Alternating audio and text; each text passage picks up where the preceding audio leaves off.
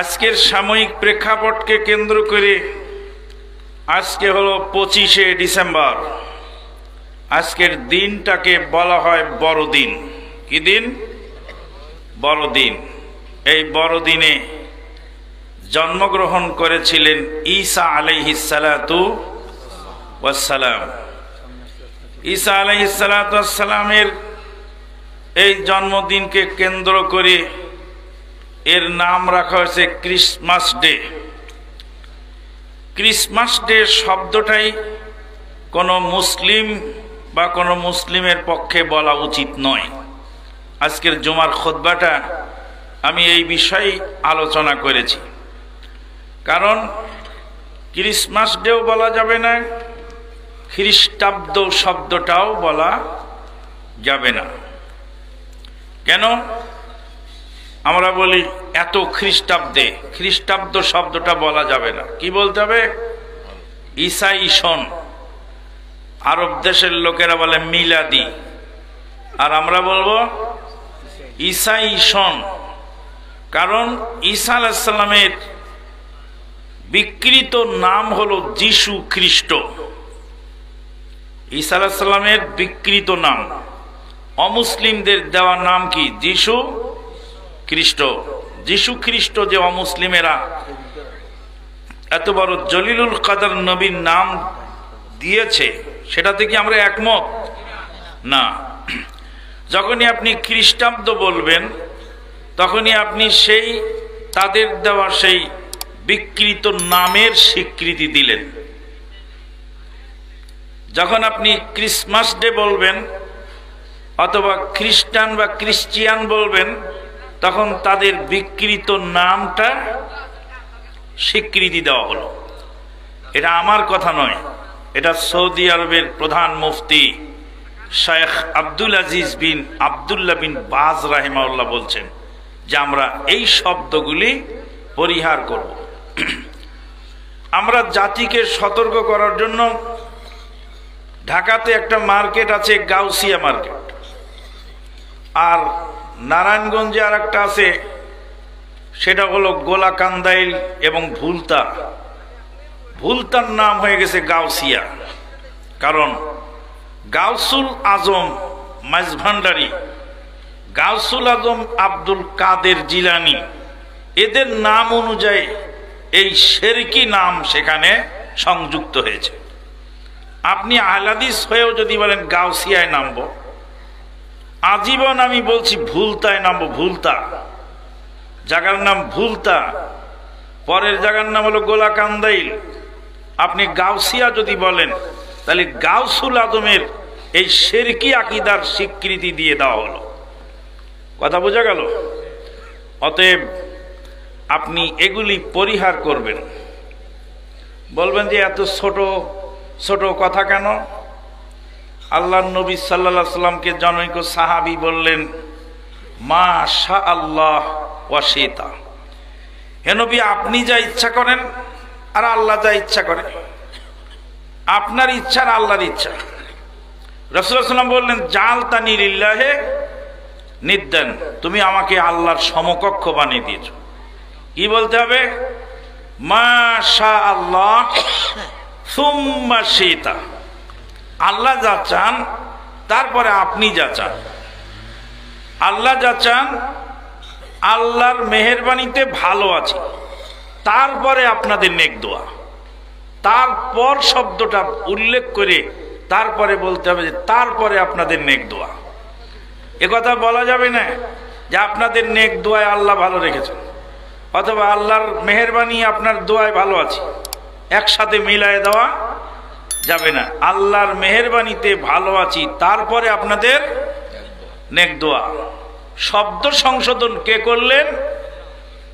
আল্লাহর নবী সাহাবীদেরকে শব্দ সংশোধন করলেন।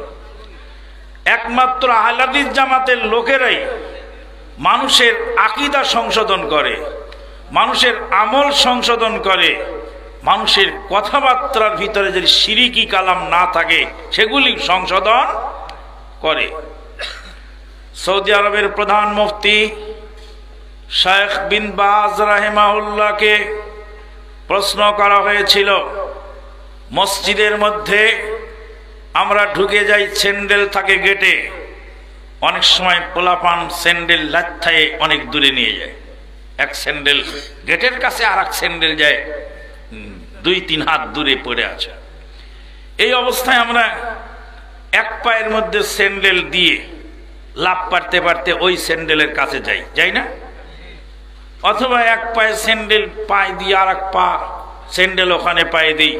বিন বাজ রাহিমাহুল্লাহ বলছে এটা চলবে না। কেন? রাসূলুল্লাহ সাল্লাম এক পায়ে স্যান্ডেল দিয়ে আর এক পায়ে খালি চলতে মানা করেছে।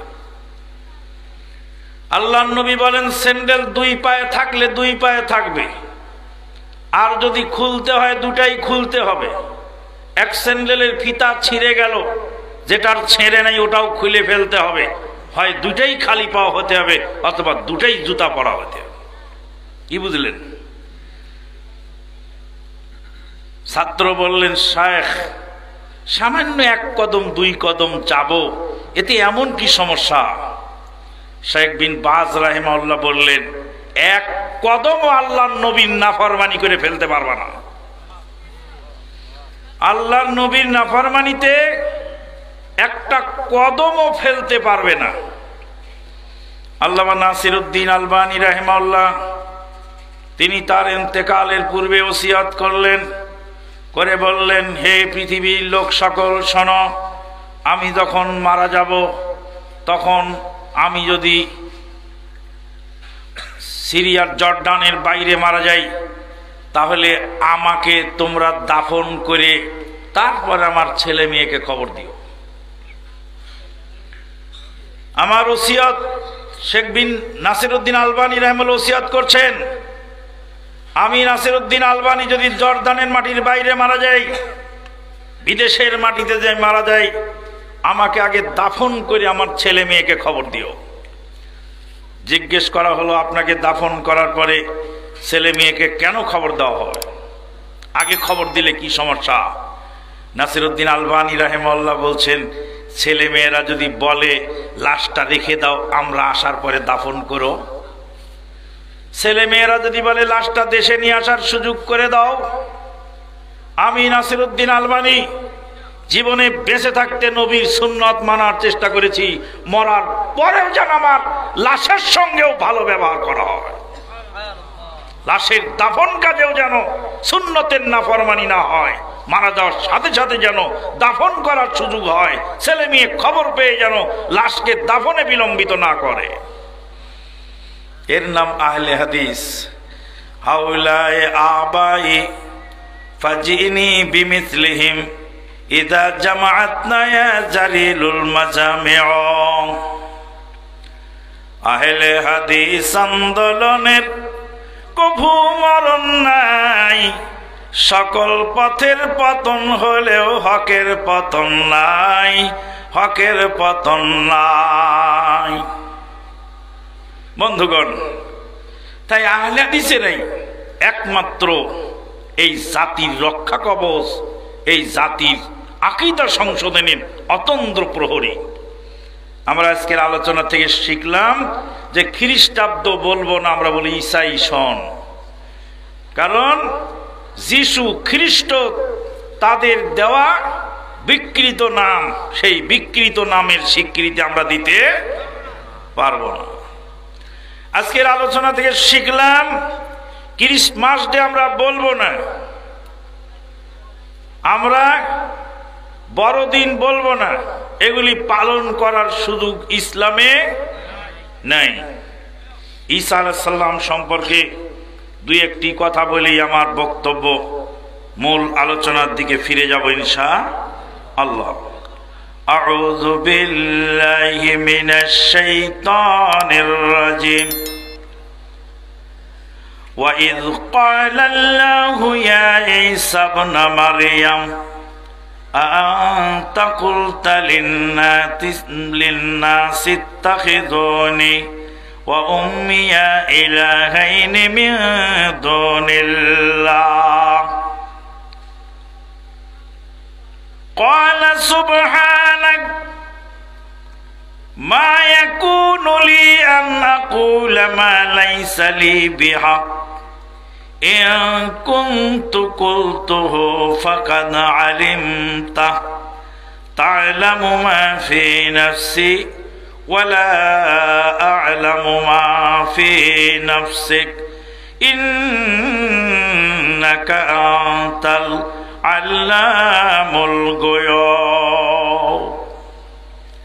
হাসরের ময়দানে আল্লাহ রাব্বুল আলামিন মারইয়াম তনয় ঈসা রূহুল্লাহকে ডেকে বলবেন, হে ঈসা, হে মারইয়ামের বেটা ঈসা, তুমি কি তোমাদের লোকদেরকে বলেছিলে আমাকে এবং আমার মাকে ইলাহ বলে মেনে নাও? আমাকে এবং আমার মাকে ইলাহ বলে মেনে নাও। লাকাদ কাফারাল্লাযীনা ক্বালু ইন্নাল্লাহা সালিসু সালাসা। কুফরি করেছে তারা যারা বলেছে আল্লাহ তিনজনের একজন। ঈসা আলাইহিস সালাম এবং তার মা এবং আল্লাহ তিনজন মিলে হলো তাদের ইলাহ।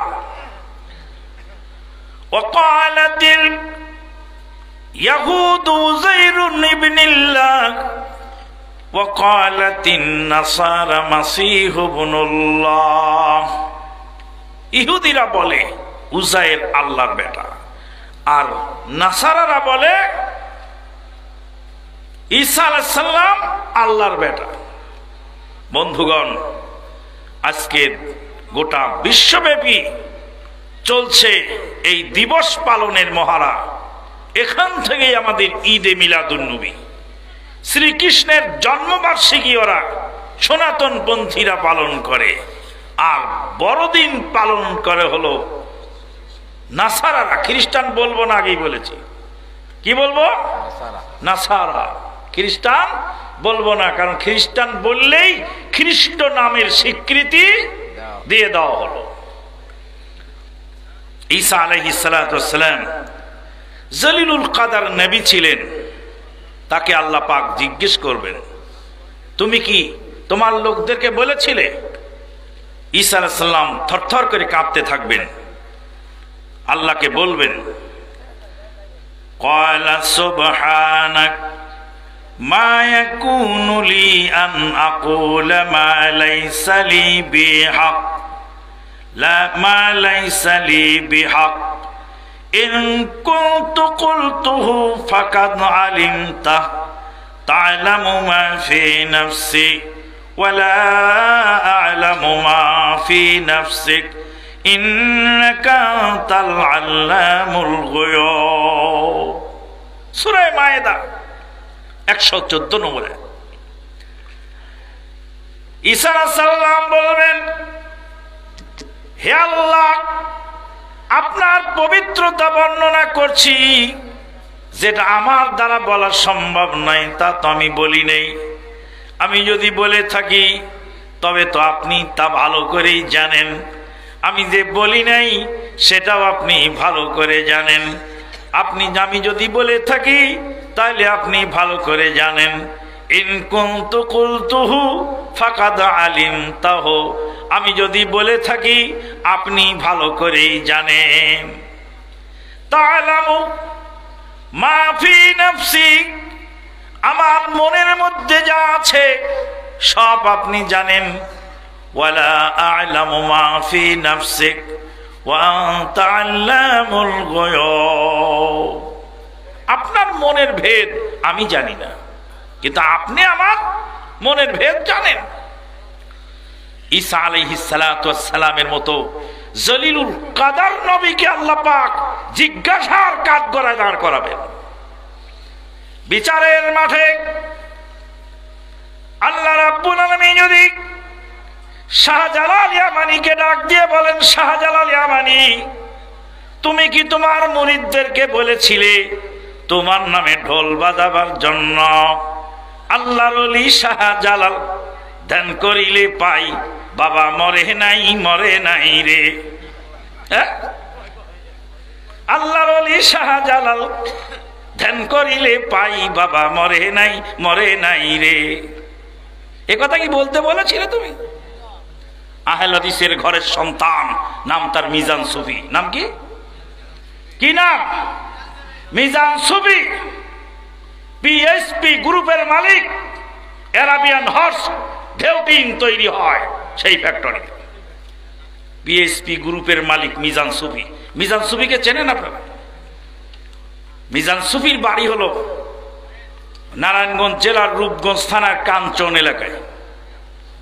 সুফি দায়মুল্লাহ খন্দকারের, আরে রসুলপুর তো উসমান মোল্লার বাড়ি, রতন মোল্লার বাড়ি। রুকনউদ্দিন মোল্লা ওরফে রতন মোল্লা, ওর বাড়ি হলো রসুলপুর। আর মিজান সুফির বাড়ি হলো কাঞ্চন। দুইজন বন্ধু, তারপরে ভগ্নিপতি সুমন্দি, তারপরে আবার বিয়াই। মেয়ে আর ছেলে বিয়ে করায় বিয়াই হয়েছে। ছোট জীবনে ছিল বন্ধু, তারপরে বোন বিয়ে করে হলো ভগ্নিপতি, তারপরে হলো বিয়াই। একজনের মেয়ে আর একজনের ছেলে বিয়ে করাইল, বিয়াই হলো। রুকনউদ্দিন মোল্লা সাহেব ছিলেন আহলে হাদিসের প্রতি খুব দরদি লোক। তিনি তার মাদ্রাসায় নিয়োগের সময় বলছিলেন, আমার মাদ্রাসার মধ্যে কোনো মাযহাবী বেদাতি কোনো শিক্ষক নিয়োগ দেওয়া হবে না। লোকেরা বললেন, অঙ্ক পড়াবে বিএসসি মাস্টার, এর আবার মাযহাবী অমাযহাবী কি আছে? পড়াবে অঙ্ক, এর মধ্যে মাযহাব অমাযহাবে কি আছে? রুকনউদ্দিন মোল্লা বলছিলেন, যখন আমার মাদ্রাসার মধ্যে মাযহাবী গায়ের মাযহাবী ঝগড়া লাগবে, তো এই বিএসসি মাস্টার না বুঝি ওদের দলের পক্ষে টানবে। মিজান সুফি, ফেসবুকে সার্চ দেবেন আজকে রাতে গিয়ে, নাম দিবেন মিজান সুফি। সুফি দায়মুল্লাহ খন্দকারের সেই মুরিদ। মিজান সুফি ঢোল বাজাচ্ছে, ঢোল বাজায় বলছে, মাঝ ভান্ডারে কি ধন আছে, মাঝ ভান্ডারে কি ধন আছে, চামড়ার চোখে দেখলি না, পেঁচালো নয়ন আছে, সূর্যের আলো দেখে না। আহলে হাদিস ঘরের সন্তান। আপনার এই যে কুমিল্লার মনজুরুল হাসান মুন্সি, তারপরে ফখরুল ইসলাম মুন্সি, তারপরে মুজাফফর আহমদ সাহেব, এলে সব আহলে হাদিস ঘরের সন্তান। এত দুর্গতি হয়েছে কেন? আহলে হাদিস যুব সংঘ আর ডক্টর গালেবের জন্ম যদি আরো 50 বছর আগে হতো, তাহলে এই দুর্গতি থাকতো না। দলের ভাত নুন দেখাও না, তোমার ঘরের লোক কোথায় চলে গেছে সমালোচনা করো আহলে হাদিস যুব সংঘের আন্দোলনের। লজ্জা করে না? বেয়াদব। আহলে হাদিস যুব সংঘ আন্দোলনের ওসিলায় আজকে তুমি আহলে হাদিস বলে পরিচয় দিতে সক্ষম হচ্ছ সারা বিশ্বে, নতুবা তোমার মুখ ফুলে কথা বলার কিছু ছিল না। তোমার ঘরের লোক পর হয়ে গেছে, তুমি খবর পাও না।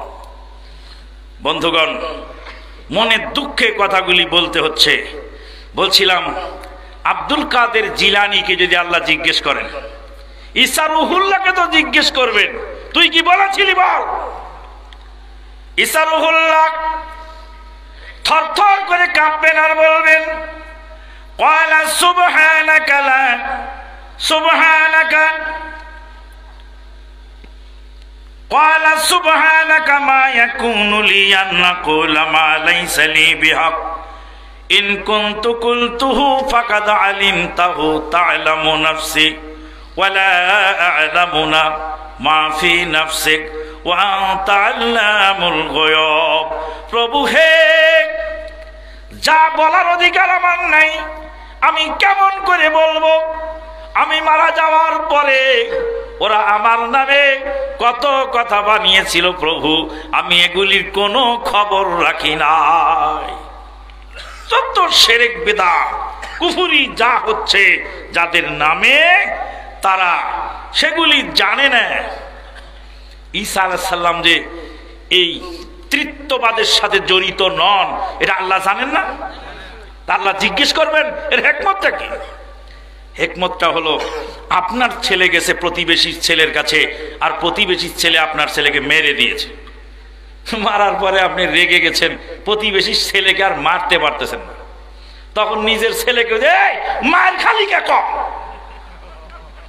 বলেন না, মায়ের খালিকে, লোকেরা তোদেরকে মারে কেন বল।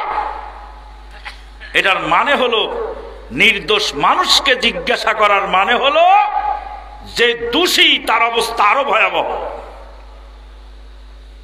আল্লাহ পাক বলছেন ওয়াইদাল মাউউদাতু সুইলাত বিআইয়ি যামবিন কুতিলাত। নিষ্পাপ শিশুদেরকে আল্লাহ জিজ্ঞেস করবেন তোদেরকে কেন মেরেছিল তোর বাপ, জবাব দে। নিষ্পাপ শিশুরা জবাব দিতে সক্ষম হবে না, পরিস্থিতি খুব ভয়াবহ হবে। নিষ্পাপ শিশুকে জিজ্ঞেস করার মানে হলো পরিস্থিতি খুব ভয়াবহ।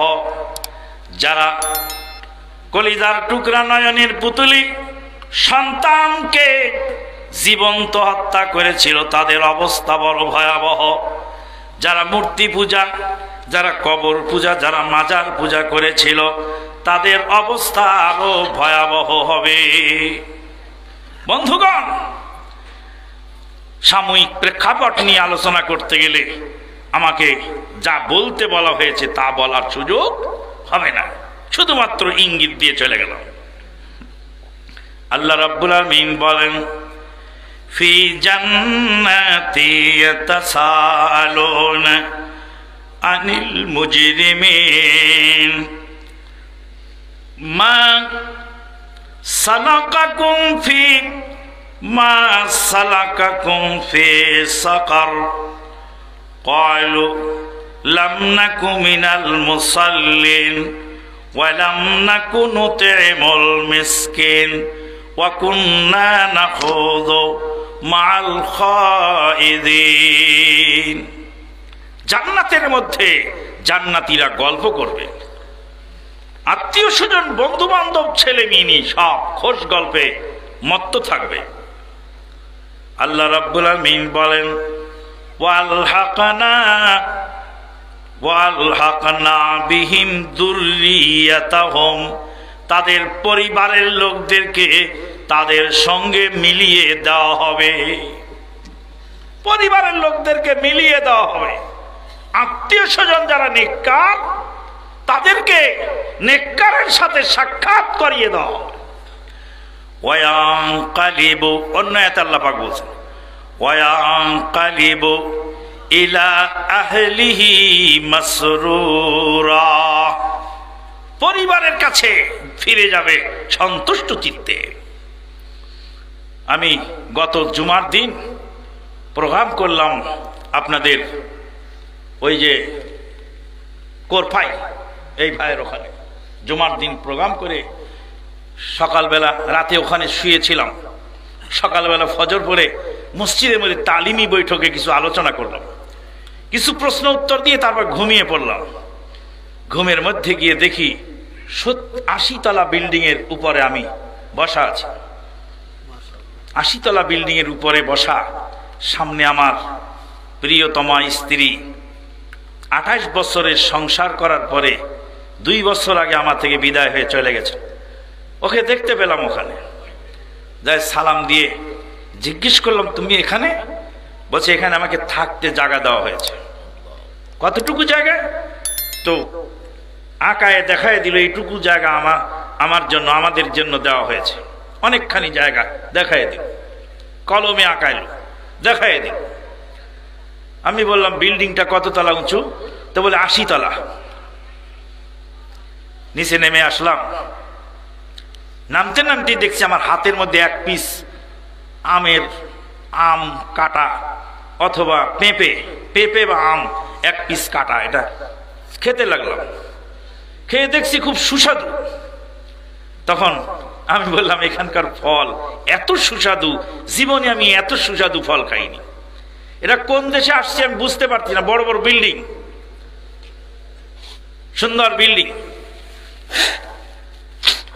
এই অবস্থায় সামনে একটা ফলের দোকান দেখলাম, ফল কিনলাম। আমি অনেকগুলো ফল কিনে বললাম দাম কত? দাম তো অনেক হয়, আপনি 3 রিয়াল দেন। আমি পকেট থেকে, পায়জামার পকেট থেকে টাকা বের করলাম, এরকম মোটা অনেকগুলো টাকা রিয়াল, ডলার, দেরহাম, দিনার, লিরা, পৃথিবীর বিভিন্ন দেশের টাকা মনে হলো আমার পকেট ভর্তি। তারপর আমি ফলগুলি নিয়ে চলে আসলাম। ঘুম থেকে উঠার পরে মনটা খুব এলোমেলো হয়ে গেল। আল্লাহর কাছে দোয়া করলাম, আল্লাহ তুমি তাকে জান্নাতুল ফেরদাউস নসিব করো। যত আত্মীয় স্বজন মারা যাবে, যখনই নেককার আত্মীয় মারা যাবে, সেই নেককারের সঙ্গে আল্লাহ নেককারকে সাক্ষাৎ করায় দিবেন। আল্লাহু আকবার, সুবহান। ওয়ায়ানকালিবু ইলা আহলিহি মাসরুরা, আত্মীয় স্বজনের কাছে আনন্দে চিত্তে ফিরত যাবে। রেখে আসা ঘটনাগুলি সব স্মরণ করবে, একে অপরের সঙ্গে কথা বলবে। জান্নাতের মধ্যে হঠাৎ করে আওয়াজ আসবে, জাহান্নামীরা জান্নাতীদেরকে ডাকবে। আল্লাহ পাক বলেন, ওয়ানাদা আসহাবুন নারে আসহাবাল জান্নাহ আন আফিদু আলাইনা মিনাল মাই আও মিম্মা রাযাকাকুমুল্লাহ। ওহে জান্নাতীরা, ওহে আমার ভাই, ও আমার গ্রামবাসী, আমার ক্লাস ফ্রেন্ড, ও ভাই, তুমি জান্নাতের মধ্যে নাজ নিয়ামত খাচ্ছ, আমাদের জন্য একটু ব্যবস্থা করো। আন আফিদু আলাইনা মিনাল মাই আও মিম্মা রাযাকাকুমুল্লাহ। তোমাদেরকে আল্লাহ যে পানি দিয়েছে, সেই পানির কিছু অংশ আমাদের জন্য প্রেরণ করো, ফেরত ফেলে দাও, অথবা তোমাদের দেওয়া রুজির মধ্যে কিছু রুজি আমাদের জন্য ব্যবস্থা করো। কিছুটা দাও, একটু দাও। পিপাসায় ছাতি ফেটে যায়, তুমি তো আমারই বন্ধু, একসঙ্গে চলেছিলাম, একসঙ্গে চলাফেরা ছিল, আমাদের জন্য কিছু ব্যবস্থা করো। ক্বালু ইন্নাল্লাহা হাররামাহুমা আলাল কাফিরিন। জান্নাতীরা বলবে, জাহান্নামীরা শুনে রাখো, নিশ্চয় আল্লাহ এই জান্নাতের খাদ্য পানি তোমাদের জন্য চিরতরে হারাম করে দিয়েছে। সেদিন কোনো কাজ হবে না। জান্নাতের মধ্যে জান্নাতীরা গল্প করবে, জিজ্ঞেস করবে মুজরিমদেরকে, পাপিষ্ঠদেরকে জিজ্ঞেস করবে, ফি জান্নাতি ইয়াতাসাআলুন আনিল মুজরিমিন।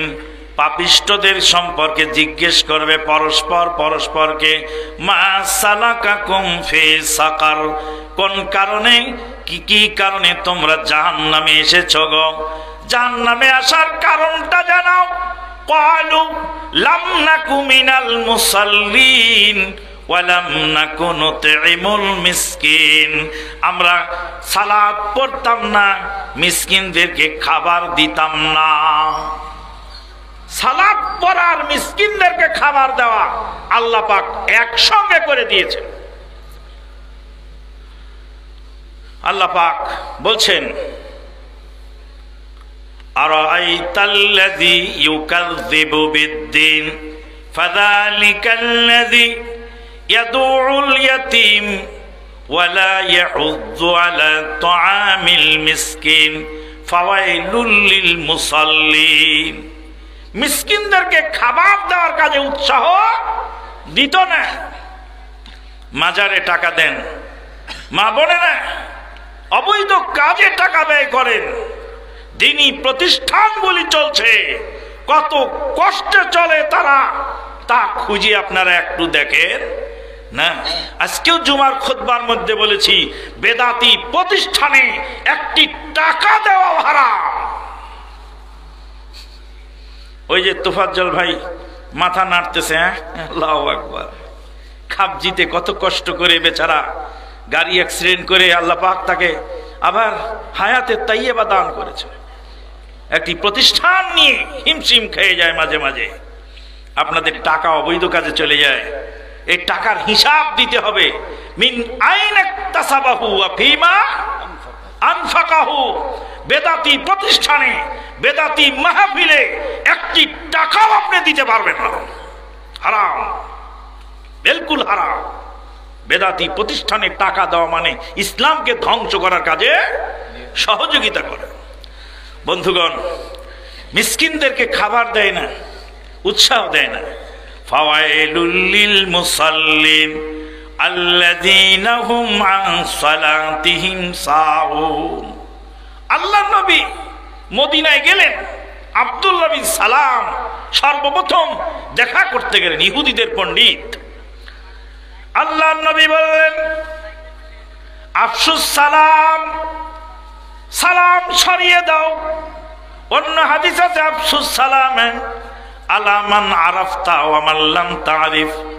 যাকে চেনো তাকে সালাম দাও, যাকে চেনো না তাকে সালাম দাও। সালাম ছড়িয়ে দাও, আফসুস সালাম। ওয়া আতইমুত তাআম, খাদ্য খিলিয়ে দাও।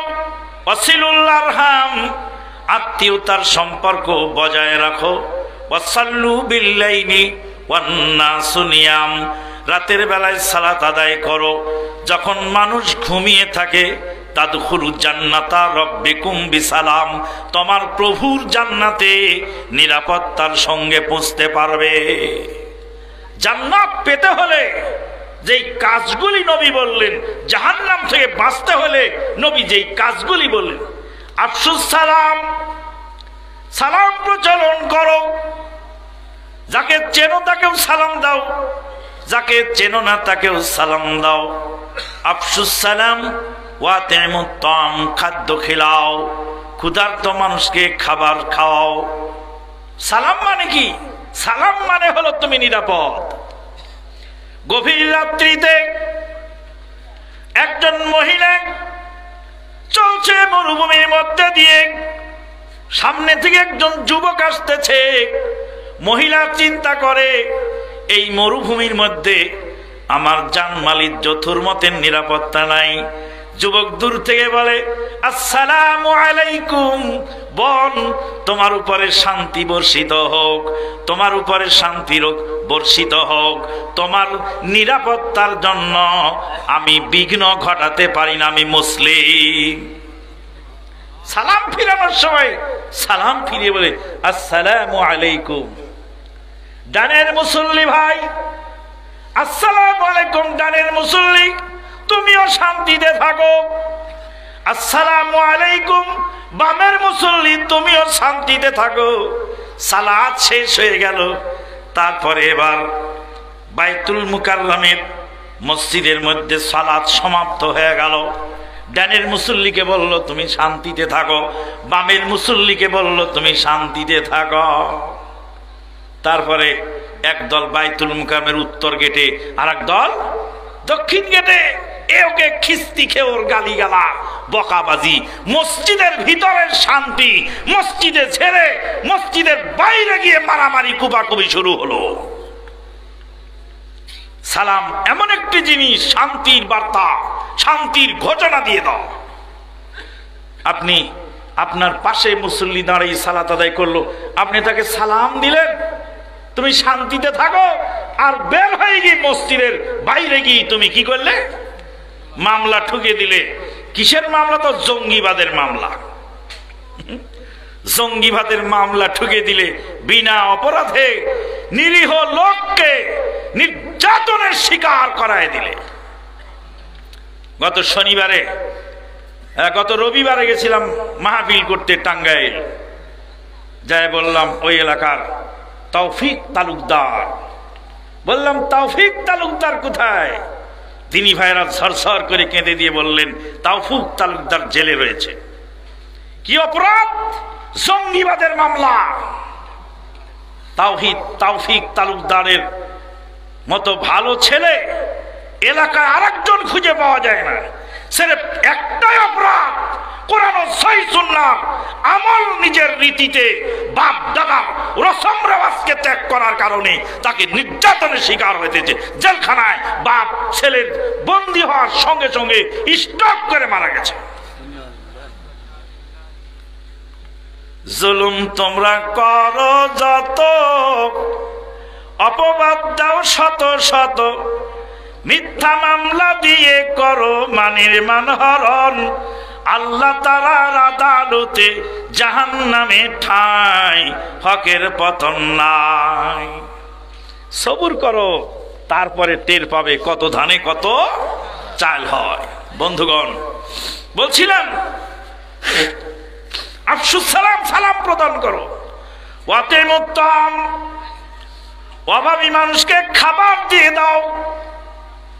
খাদ্য এমন একটি জিনিস, খাবার দেওয়ার কারণে বিষাক্ত সাপকে মানুষ নিয়ন্ত্রণ করে ফেলে। চিড়িয়াখানায় বিষাক্ত বাঘ, হিংস্র জানোয়ারকে মানুষ নিয়ন্ত্রণ করে ফেলে। সার্কাসের মধ্যে বাঘের খেলা দেখায়, বাঘকে খাদ্য দেয়, বাঘকে আদর করে সোহাগ করে লালন পালন করে, লাঠি দিয়ে ইশারা করে, আর বাঘ খেলা দেখায়। বিষাক্ত সাপকে মানুষ নিয়ন্ত্রণ করে খাদ্য দেওয়ার মাধ্যমে। আল্লাহর নবী বললেন, ক্ষুধার্তকে খাবার দিয়ে দাও। ক্ষুধার্তকে খাবার দিলে সেই মানুষটাকে সহজেই কাছে টানা সম্ভব হয়। একটা লোককে এক কাপ চা খাওয়াবেন, ও আধ ঘন্টা বসে থাকবে। যার সময় বলে ভাই যাই, না বলে যেতে পারবে না। ওকে 5 টাকার এক কাপ চা খাওয়ানো মানে ওকে খানিকটা কিনে ফেলেছেন। মাওলানা জাহাঙ্গীর আলম ইসলাহি খুলনা আর আমি দুইজন খুলনাতে, হ্যাঁ, ওই ইয়ের দোকানে, মাঠার দোকানে মাঠা খাচ্ছি। গরমের দিন, প্রচন্ড দাবদাহে, যখন মানুষের তৃষ্ণায় ছাতি ফেটে যায়, ওখানে গিয়ে আমরা দুই ভাই আখের রস খাচ্ছি। 1 গ্লাস আমার, 1 গ্লাস জাহাঙ্গীর সাহেবের। তারপরে বলি আরো খাবেন নাকি? তা আর 1 গ্লাস দেন তো খাই। তো 2 গ্লাস আমরা খেলাম। ওখানে ঋষি জুতা সেলাই করতেছে, ঋষি 2টা আমাদের আখের রস খাওয়া দেখতেছে। মাওলানা জাহাঙ্গীর সাহেব বললেন, এই আখলা, তুমি ওই ঋষি 2টাকে 2 গ্লাস দাও। আনন্দের আতিশয্যে ও মুসলিম ঋষি জুতা সেলাই করতে করতে চোখের পানি ছেড়ে দিয়ে কেঁদে ফেললো, আর বলল, আখের রস কত মানুষ খেয়ে গেল, কেউ তো আমাদের দিকে একবার ফিরেও তাকালো না। নবী বলেন, সাহাবীরে, তোমরা যদি ক্ষুধার্তকে খাবার দিতে পারো, আফসুস সালাম, সালাম প্রদান করো, ক্ষুধার্ত মানুষকে খাবার দাও। ওয়াতিমুত তাআম ওয়াসিলুল আরহাম, আত্মীয়তার সম্পর্ক বজায় রাখো। আল্লাহর নবী বলেন, আত্মীয়তা একটি সম্পর্ক, একটা জীবন্ত জীবের নাম। আল্লাহ রাব্বুল আলামিন যখন আত্মীয়তার সম্পর্ককে সৃষ্টি করলেন, আল্লাহর কোমর ধরে দাঁড়িয়ে আল্লাহকে বললেন, আল্লাহ তুমি আমাকে কি দিবা দাও। আল্লাহ বললেন, আমাকে ছেড়ে দাও, তোমার সঙ্গে যে সম্পর্ক রাখবে আমি আল্লাহ তার সঙ্গে রাখবো, যে তোমার সঙ্গে সম্পর্ক ছিন্ন করবে আমি আল্লাহ তার সঙ্গে সম্পর্ক ছিন্ন করব। কিসের আহলা দিস তুমি? জোরে আমি বলে নামাজ পড়ো। বাড়ির পাশে গিয়ে জিজ্ঞেস করতে, ভাই তোমার ভাইকে ডেকে দাও। আপনিই ডেকে নেন। কে 6 বছর যাবত কথা কয় না আমার সাথে। আরে নাদান, সে তো কয় না, তুই কস না কে? সে কয় না আর আমি কই নাকি? কইলে কি হয়? ঝগড়া বাঁধে। ঝগড়া বাঁধবে কেন? ভালো কথা কইলে ঝগড়া বাঁধবে কেন? আফসুস সালাম, ওয়াতিমুত তাআম ওয়াসিলুল আরহাম, ওয়াসাল্লু বিল-লাইলি ওয়ান-নাসু নিয়াম, তাদখুলু জান্নাতা রাব্বিকুম বিসালাম, নিরাপত্তায় জান্নাতে যাবে। আব্দুল্লাহ বিন সালাম বলেন, এই মরুভূমির দেশে, জুলুমের রাজ্যে এত সুন্দর কথা যিনি বলেন তিনি সত্য নবী। আশহাদু আল্লা ইলাহা ইল্লাল্লাহু ওয়া আশহাদু আন্না মুহাম্মাদান আবদুহু ওয়া রাসূলুহু, শাহাদাতের কালেমা পড়ে সঙ্গে সঙ্গে আব্দুল্লাহ বিন সালাম ইসলাম গ্রহণ করলেন। তার সঙ্গে আরেকটা কথা আছে। আল্লাহর নবী জিজ্ঞেস করলেন, আব্দুল্লাহ বিন সালাম নবীকে বললেন, নবী আপনি ওদেরকে জিজ্ঞেস করুন আমি কে। আল্লাহর নবী বললেন, এরা আব্দুল্লাহ বিন সালাম, এ সম্পর্কে তোমাদের কি মন্তব্য আছে? সমস্ত উপস্থিত দর্শক বললেন, ইনি হলেন আব্দুল্লাহ বিন সালাম, ইনি হলেন পীরজাদা পীর। এর বাপ ছিল ইহুদির পণ্ডিত, আর ছেলেও ইহুদির পণ্ডিত। বড় হুজুরের ছেলে এখন বড় হুজুরের দায়িত্ব পালন করে। আমাদের ইহুদিদের সরদার, ইহুদিদের মধ্যে সবচেয়ে বড় আলেম আব্দুল্লাহ বিন সালাম। যখনই আব্দুল্লাহ বিন সালাম শাহাদত পড়ে নিলেন, তখন অকথ্য ভাষায় গালিগালাজ শুরু করলো। আল্লাহর নবীকে বলেন, ইয়া রাসূলুল্লাহ, দেখেন কেবলই বলছিল আমার পীরজাদা পীর, এখনই আমাকে গালি দিল। আল্লাহর নবী বলেন, যারা হক কথা মেনে নেয়, হক কথা যারা প্রচার করে, তাদের পাওনা হলো এমন, তাদের পাওনাটাই এমন। হক কথা বললেই এই অবস্থা হয়। জাহান্নামে গিয়ে যাওয়ার কারণ বলে, লাম নাকু মিনাল মুসাল্লিন, আমরা সালাত আদায় করতাম না। ওয়ালাম নাকু নুতিমুল মিসকিন, আমরা মিসকিনদেরকে খাবার দিতাম না। ওয়া কুননা নাখুযু মাল খায়দিন, সমালোচনাকারীদের সঙ্গে সমালোচনা করতাম। বুঝেও করেছি আর না বুঝেও করেছি, সমালোচনাকারীদের সঙ্গে সমালোচনা করতাম। 2007 সালে হজ সফরে গেলাম। কয় সালে? 2007 সালে হজ সফরে গেলাম। হজ সফরে গিয়ে সৌদি আরবে ঢুকেই জেদ্দা এয়ারপোর্টে নেমে সর্বপ্রথম ফোন দিলাম। আমি যেই অফিসে চাকরি করতাম, সৌদি আরবের রাজধানী রিয়াদ শহরের আল সুলাই ইসলামিক দাওয়া সেন্টারের ডাইরেক্টর ডক্টর শেখ সুলাইমান আল সাকারের কাছে ফোন দিলাম। সুলাইমান আল সাকারকে ফোন দেওয়ার সঙ্গে সঙ্গে শেখ সুলাইমান আল সাকার প্রথম প্রশ্ন করলেন, ওয়াইন ডাক্তার আসাদুল্লাহ আল গালেব। কিছু জিজ্ঞেস করলেন না, সর্বপ্রথম জিজ্ঞেস করলেন, ডক্টর আসাদুল্লাহ আল গালিব কোথায়? বললাম, মাজালা ফিস সিজিন, তিনি জেলখানাতেই আছেন। তখন তিনি বললেন, মা আতলাকুহু হাউলাই জালামা, ওই জালেমরা তাদেরকে এখনো ছাড়ে রে। ওই জালেমের আল্লাহর দরবারে কি জবাব দেবে?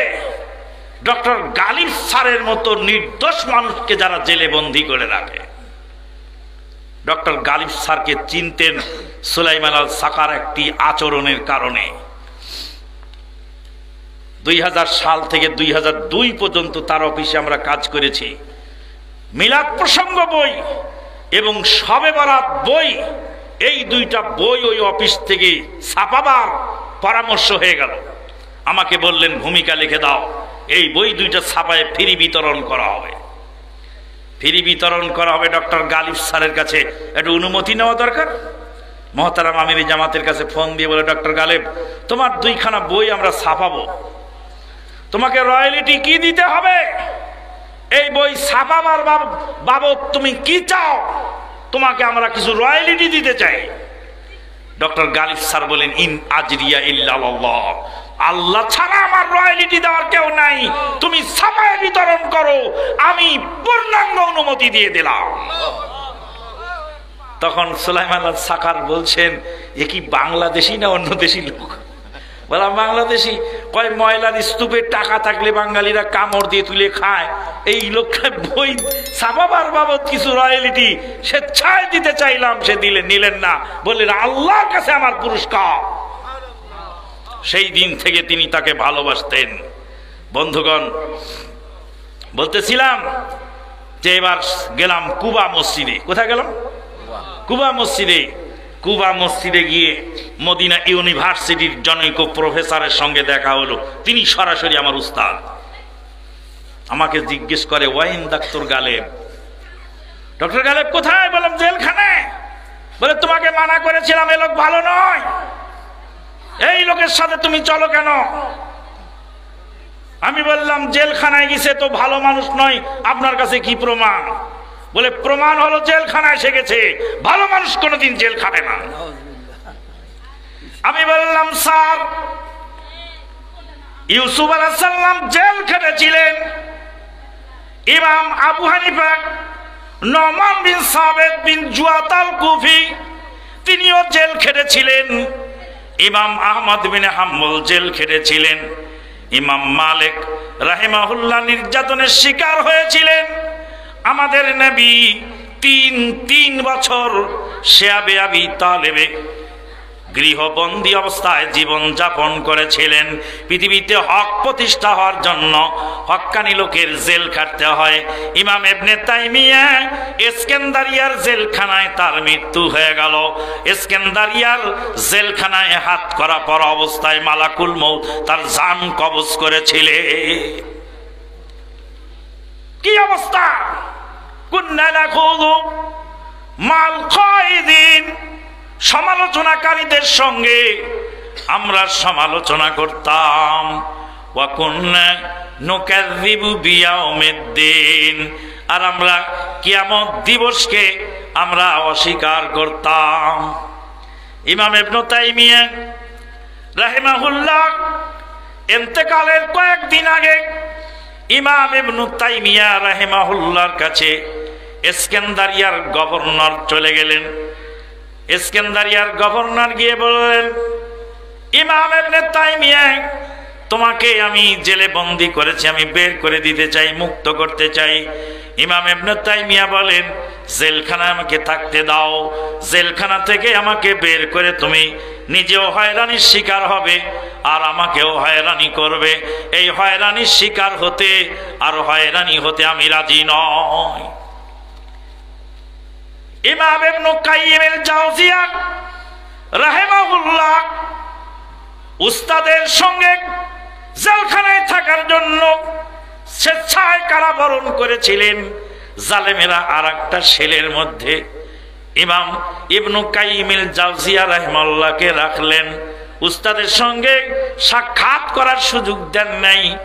যেই দিন সকালবেলা ইমাম ইবনে তাইমিয়া পৃথিবীর মায়া ত্যাগ করে পৃথিবী থেকে বিদায় হয়ে গেলেন, যিনি বলেছিলেন আমাকে বন্দী করলে আমি নীরবে আল্লাহকে ডাকি, আমাকে দেশান্তর করলে আমি হিজরতের নেকি পেয়ে যাই, আর আমাকে যদি হত্যা করা হয় শহীদ হওয়ার সুযোগ আমার হয়।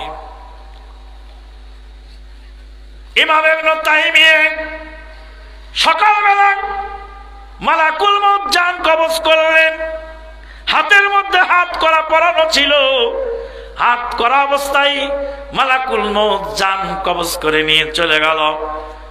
ইবনে কাইয়িম আল জাওজিয়া রাহিমাহুল্লাহর কাছে গিয়ে জেলের একজন দারোগা গিয়ে বলল, তোমার উস্তাদ চিরদিনের জন্য না ফেরার দেশে চলে গেলেন। ইবনে কাইয়িম আল জাওজিয়া রাহিমাহুল্লাহ বললেন, আমাকে উস্তাদকে শেষবারের মতো মৃত্যুর পরে মরা লাশটা এক নজর দেখার সুযোগ দাও। বলে পরিস্থিতি খুব ভয়াবহ হয়ে গেছে, নিয়ন্ত্রণের বাইরে চলে গেছে, শান্তি শৃঙ্খলা নিয়ন্ত্রণ করতে মানুষ ব্যর্থ হচ্ছে। এই অবস্থায় তোমাকে সেল থেকে বের করা সম্ভব নয়। ইবনে কাইয়িম আল জাওজিয়া রাহিমাহুল্লাহ বললেন, আমার উস্তাদের লাশ যখন জেলখানা থেকে বের করা হয়, জেলের গেটের সামনে আমাকে দাঁড় করায় দিও, আমি ওখানে দাঁড়িয়ে আমার উস্তাদকে চিরদিনের জন্য বিদায় জানাবো। বলে তোমাকে সেল থেকে বের করা সম্ভব নয়, পরিস্থিতি নিয়ন্ত্রণের বাইরে চলে গেছে, লক্ষ জনতার ঢল নেমেছে ইস্কান্দারিয়া জেলখানার বাইরে। ইমাম ইবনে তাইমিয়ার লাশ সকাল থেকে পুলিশ প্রশাসন ব্যর্থ হয়ে গেল নিয়ন্ত্রণে আনতে। সন্ধ্যা লেগে গেল, ওই অবস্থায় দাফন করে দেওয়া হলো।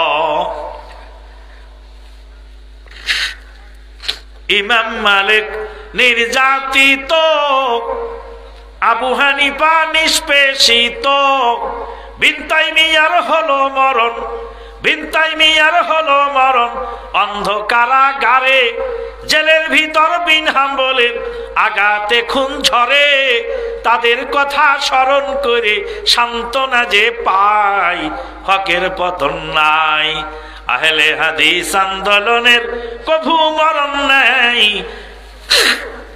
সকল পথের পতন হলেও হকের পতন নাই, হকের পতন নাই। ওয়াকুন্না নাখুযু মাল খায়দিন, সমালোচনা কার করো? নিজের হিসাব করো। খলিফাতুল মুসলিমিন ওমর ইবনুল খাত্তাব বলছেন, হাসিবু কাবলা আন তুহাসাবু, আল্লাহর দরবারে হিসাব দেওয়ার আগে নিজের হিসাব কষে নাও। জাহান্নামীরা সেদিন আফসোস করে বলবে আমরা মানুষের সমালোচনা করতাম। আল্লাহর নবী বলছেন কেউ যদি কাফের না হয়, কোন মুসলিমকে যদি কেউ কাফের বলে, সঙ্গে সঙ্গে সে কাফের হয়ে যাবে। এই হকের পথে আপনারা থাকতে রাজি? কারা কারা রাজি হাত তোলেন। আল্লাহ, তোমার বান্দারা সবাই রাজি, হাত নামাবেন না। আল্লাহ, তোমার বান্দার হাতগুলি দেখে নাও, হকের জন্য তাদেরকে কবুল করে নাও।